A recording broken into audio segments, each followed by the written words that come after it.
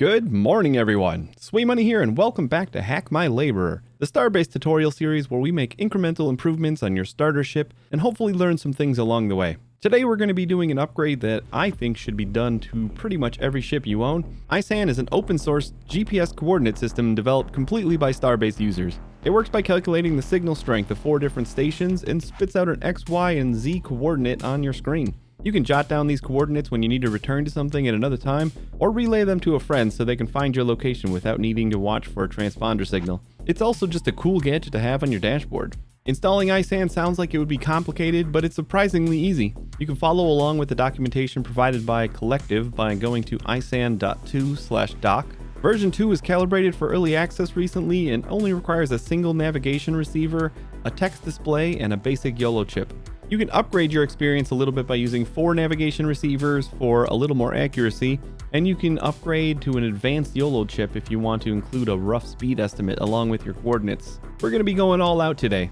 We're doing a quad ISAN setup and using an advanced chip in order to also get a nice speed estimate. If you would rather use a single receiver and a basic YOLO chip, you should still be able to follow along here because the setup instructions aren't very different. I'm also going to go a step further and create a button that we can use to reboot ISAN or turn on streamer mode instead of editing the screen. Before we get started really quick, don't forget to like this video if you're enjoying the series and subscribe so you don't miss the next one.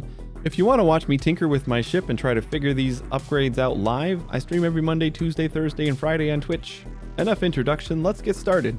If you're planning on crafting everything yourself, you'll need the basic YOLO chip research, as well as the navigation receivers and transponders research complete. I wouldn't recommend worrying about the advanced YOLO chip research because I found they aren't very expensive on the auction house, and they require resources from outside the safe area. I just think it's easier to buy a single advanced chip from the auction house. You also need the small devices research to make the text display, but you should already have that one. Don't forget you can buy everything on the auction house if you'd rather not research any of this. You'll need 4 small navigation receivers to get started. Currently, the small and large navigation receivers are the exact same aside from their size, so small will be just fine.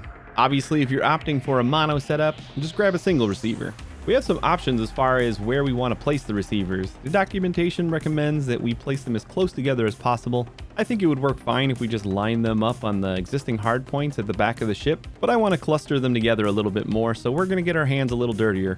If you're opting for a mono setup, the middle hard point on the top or bottom of the ship should be a fine location, so you can skip the extra modification we're going to do. We're going to remove some plating on the bottom of the ship and install some new hard points, so let's grab our trusty bolt tool and get to work. We'll start by finding a nice centered area where we can remove enough plating to fit 4 small hardpoints. You might find it easier to work down here by pressing Q while pointing at the bottom of the ship to change your endo's orientation. You can also use G to make sure your magnetic boots are active if that helps. Grab your bolt tool, hover over the center panel here, and hold right click to remove all the bolts from that panel. Once the bolts are removed, pick up the piece with P to get it out of the way.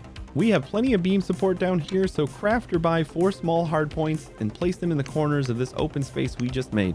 Go ahead and bolt these hardpoints down to the beams however you can. Auto bolting probably won't work here, so just make sure they're all secure. You can check this out by pulling out your universal tool in blueprint mode and turning on the durability overlay. If everything's green, you're all good. We have these ugly gaps between our hard points, so let's fill that in. For this area, we can get by with 2 48 by 96 plates and 2 48 by 72 plates. If you're filling in plates on your own ship, it may require some trial and error to find the right sizes. Place these plates in the gap and bolt them down. Now we're ready to connect power, so let's go back inside the ship. We'll need to pull out one of these crates to access the other side of the hard points. It may be easiest to store the crate we remove in your inventory, so if you need to empty your ship's inventory into the station for now, go ahead and do that. Also make sure you have a 2x2 space available in your backpack. Our hard points should be underneath this second crate on the bottom here. Use the bolt tool and hold the right mouse button on the crate. It may take a while, these things are bolted down pretty tight. You can either grab the crate with E and move it outside the ship, or pocket it with P to get it out of the way. This block thing in the middle is barely attached, so we can get rid of that. When you grab it, a piece of the pipe will become detached as well. Don't worry about this. Crates pass their piping along through other crates that are touching, so we don't need to reconnect anything underneath when we put the crate back. Let's grab our cable tool and connect these 4 hard points together. Then we can just run 1 extra wire to the duct right here, and that should be all we need. Before we replace the crate, head to the bottom of the ship and check the data connection for these hard points to make sure they're all connected to data. Put your universal tool in data mode and press U on the hard point. Hard points don't have any fields of their own, so you'll just be looking for a list of darker variables to know where connected. Everything looks pretty good here. Let's go back inside and place the crate back into the spot we removed it and auto bolt it down by holding left click. That's all for getting our hands dirty. It's time to set up ISAN. Place the 4 receivers on our newly installed hard points and bolt them down. Orientation shouldn't matter, so place them in whichever way you think looks best. If you have trouble with the receivers trying to snap through the floor, make sure you're grabbing the base of the receiver and not the ball. If some of them snap to the floor but don't snap to the hard point, you should be fine with lining them up the best you can and just bolting them down. Check all of these for a data connection.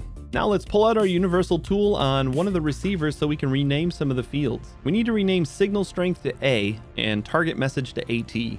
We'll also make sure that listen angle is set to 180. If you're doing a mono ISAN setup, you're done with receivers. The rest of us just need to rename the other ones. The next receiver, you'll want to rename signal strength to B and target message to BT. Verify listen angle is 180. Next receiver, you'll name signal strength to C and target message to CT. Verify the listen angle. You probably sense a trend here. The last receiver, you'll name signal strength as D and target message as DT. And of course, verify the listen angle. If you have any issues like I did with changing the listen angle, try changing it on each and see if it eventually changes on all of them. Now we're going to need a YOLO chip socket, an advanced YOLO chip, and a text panel 24x24. If you don't care about seeing a speed estimate, you can just use a basic YOLO chip instead. We'll set up the text display first. Head to the front of our ship and snap the text panel into the empty space on the left where our old turtle button was. Bolt this down and pull out your universal tool and rename the panel value field to just a single underscore. Head onto the back of the ship where our first YOLO chip is and place another socket on the wall next to the first one. Make sure it's bolted down. If you placed it right next to the first socket and you pull out your cable tool, you'll notice a green box in between them. That means there's a valid cable connection there. Both of these sockets will share the same wire we ran the last time. Now you can go ahead and snap the advanced YOLO chip into place. You'll need to copy and paste the code from the isan.2/doc page into your YOLO chip one line at a time. Just keep alt-tabbing back and forth until you have pasted all 20 lines of code. I'll have a link to the documentation as well as a paste bin with just the code in the description below. If you did everything correctly, you should see the text display start showing you some coordinates. If you're using an advanced chip, you can change the SO equals 1 on the first line to SO equals 0. This will enable the speed estimate. If you're using a mono setup, you can change PO equals 1 to PO equals 0 for some better accuracy. Quad mode's accuracy is still better than mono with PO equals 0, so don't set this if you're using quad mode. Not content with good enough around here, let's go one step further. This version of ISAN has a reboot functionality that enables or disables streamer mode. This will hide your coordinates when it's on so you can fly freely without worrying about stream snipers knowing exactly where you are. You normally do this by using the universal tool on the GPS text panel and erasing everything in the top field. If you do this once, streamer mode is displayed on the screen instead of your coordinates. Do the same thing again and it'll reboot the ISAN script. But who wants to mess with the universal tool to reboot ISAN? Let's make ourselves another YOLO socket, another basic YOLO chip, and a hybrid button. If you check the right side of the pilot's chair, you'll notice a whole row of sockets we can connect controls to. Let's snap our button to this back one and bolt it down. Use the universal tool on it to name the button state field to reboot and change the button style to 1. Now let's install our third YOLO socket back with the others and snap in a YOLO chip. The code for this one is going to be really simple. This code will check to see if the reboot button we just set up is pressed. If it is, set :_ to an empty string and then turn the reboot button off. This essentially just does the same thing as using the universal tool to clear out the text panel yourself. So now whenever we want to turn on streamer mode or reboot ISAN, just press the button. That's all I got for you today. I hope this was helpful. Next episode, we're going to retrofit a material point scanner onto this beast so we can scan asteroids from afar and see what's inside them, all from the comfort of our pilot seat. Thanks so much for watching.